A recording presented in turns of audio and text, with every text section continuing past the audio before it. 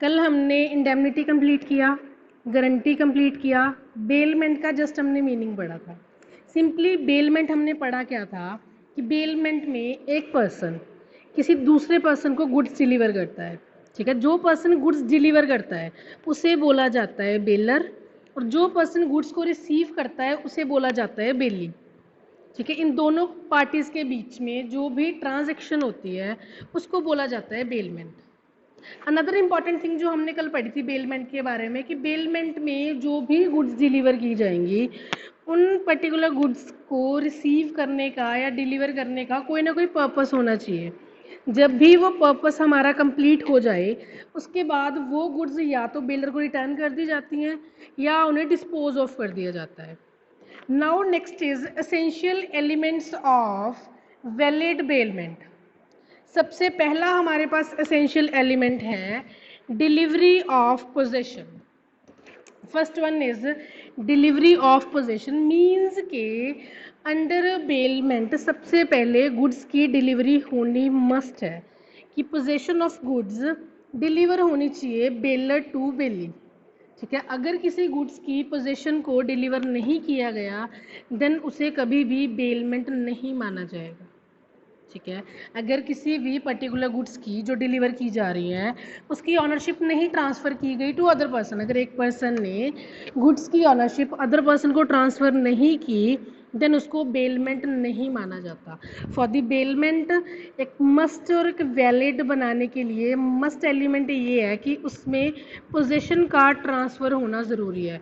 Without a possession अगर कोई भी गुड्स को ट्रांसफ़र किया जाता है देन उसे हम बेलमेंट नहीं मानते।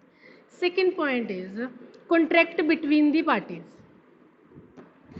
There must be a contract between the parties, ठीक है। टू पार्टीज के बीच में, एक पर्सन और दूसरे पर्सन के बीच में, एक पर्सन कौन, जो पर्सन गुड्स को डिलीवर करेगा that means the baler. Second one is जो पर्सन गुड्स को रिसीव करेगा दैट वन इज बेली। दोनों के बीच में कॉन्ट्रैक्ट होना ज़रूरी है। कॉन्ट्रैक्ट एक्सप्रेस्ड भी हो सकता है, इम्प्लाइड भी हो सकता है, दैट मीन्स वो रिटर्न भी हो सकता है, वो ऑरल भी हो सकता है। अगर विदाउट कॉन्ट्रैक्ट कोई भी बेलमेंट अराइज होती है देन उसे बेलमेंट नहीं माना जाता, उसे लीगल बेलमेंट नहीं हम मान सकते, मीन्स के बाद में हम उसमें कोई लीगल एक्शन नहीं ले सकते। उसके बाद डिलीवरी ऑफ सम पर्पस, ये भी हमने पहले ही पढ़ा कि बेलमेंट में जब भी किसी भी पर्टिकुलर गुड्स को डिलीवर किया जाएगा उसका कोई ना कोई पर्पस होना बहुत ज़रूरी है। जो भी ट्रांजैक्शन होगी वो पर्पसफुल होनी चाहिए और वो सेफ कस्टडी में होनी चाहिए। अगर किसी भी ट्रांजैक्शन को करने का कोई भी पर्पस नहीं है देन वो बेलमेंट नहीं होगी, ठीक है। किसी पर्टिकुलर पर्पस के लिए ही गुड्स को डिलीवर किया जाएगा।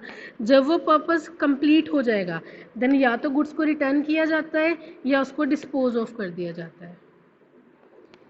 नेक्स्ट है हमारे पास रिटर्न और डिस्पोजल ऑफ गुड्स। उसके बाद जब भी गुड्स को लेने का पर्पस कंप्लीट हो जाएगा, ठीक है, कंडीशंस ऑलवेज साथ में होती हैं, टर्म्स एंड कंडीशन साथ में होंगी।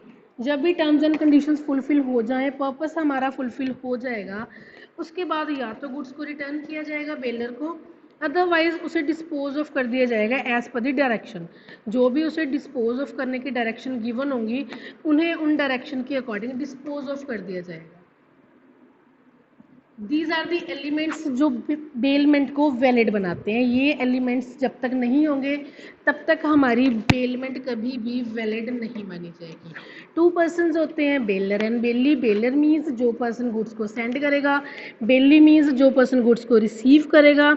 उन दोनों पार्टीज के बीच में जो भी ट्रांजेक्शन होती है उस ट्रांजेक्शन को हम बोलते हैं बेलमेंट। Is it clear?